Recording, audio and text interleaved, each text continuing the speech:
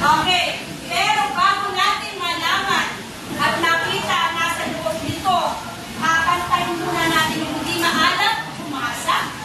At tutulungan din natin yung hindi nakakasulat ng tama. Okay, babasahin at kakantahin ito. Ano nga ang ating panuta? Paano yun? 1, 2, 3, 1, 2, 3. Hindi ang saya, ang senekuya. Ang pagmamahal ng Diyos ay parang walang katapusan, araw at gabi.